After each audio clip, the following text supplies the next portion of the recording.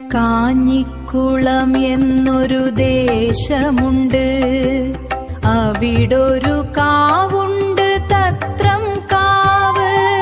ഭക്തർ വിളിച്ചാൽ വിളി കേൾക്കുന്ന കരുണ നിറഞ്ഞ അമ്മയുടെ കാവ്.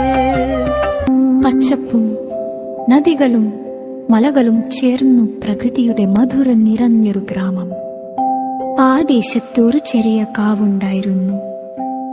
പിന്നീട് തത്രം കാവ് എന്ന പേരിൽ പ്രശസ്തമായ ആ സ്ഥലം. എന്നാൽ ആ പേരിന് പിന്നിലൊരു അദ്ഭുത കഥ ഉണ്ടായിരുന്നു. ഒരു ദിവസം കാഞ്ഞിക്കുളം എന്നൊരു ദേശമുണ്ട്, അവിടൊരു കാവുണ്ട്, തത്രം കാവ്.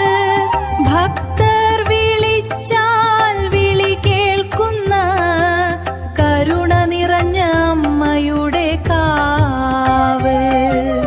ദേശത്തു ഒരു രാത്രി 3 അമ്മ വന്നു, രാത്രിയിൽ കിടക്കാനായി.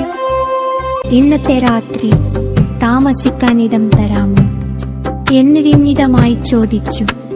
ഗ്രാമത്തിലെ ആളുകൾ അതിഥികളെ ദൈവമായി കണ്ടിരുന്നവർ, പതിയിലെ തറവാട് കാരണവർ അവർക്കായി ഇടം നൽകി, ഭക്ഷണവും നൽകി. അവർ ശാന്തമായി ഉറങ്ങാൻ പോയി. പക്ഷേ രാവിലെ എഴുന്നേറ്റപ്പോൾ ദേശത്തു ഒരു രാത്രി 3 അമ്മ വന്നു, രാത്രിയിൽ കിടക്കാനായി ഇടം ചോദിച്ചു. പതിയിലെ കാരണവർ കിടക്കാനിടം കൊടുത്തു. രാവിലെ നോക്കിയപ്പോൾ ആരുമില്ല, കൂടെ വന്നവരെയും കാണാനില്ല. കാഞ്ഞിക്കുളം എന്നൊരു ദേശമുണ്ട്, അവിടൊരു കാവുണ്ട്, തത്രം കാവ്. അമ്മയുടെ സാന്നിധ്യം നിറഞ്ഞിടുന്ന കരുണ നിറഞ്ഞ ദേവിയുടെ കാവ്.